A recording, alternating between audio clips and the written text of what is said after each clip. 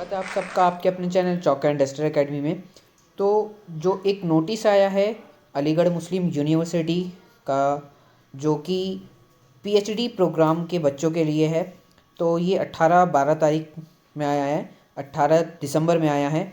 तो इस नोटिस में क्या लिखा है वो आप पढ़ भी सकते हैं। मैं बता देता हूँ कि जिन बच्चों का पीएचडी प्रोग्राम के लिए प्रेजेंटेशन कम इंटरव्यू था, उसकी जो टाइमिंग है उसमें 22 नवंबर को उनका प्रेजेंटेशन कम इंटरव्यू था। तो जो कि टाइम था 8:30 बजे सुबह के, वो टाइम को चेंज करके होल्ड करके उन्होंने 2 बजे दोपहर को कर दिया है। और इसमें ये ऑफिशियल नोटिस है, आप देख सकते हैं इसमें।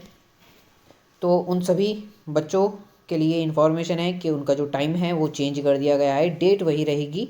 और इसमें आप समय से आपको पार्टिसिपेट करना है, जैसे भी होगा ये ऑनलाइन ऑफलाइन जिस तरह से भी होगा।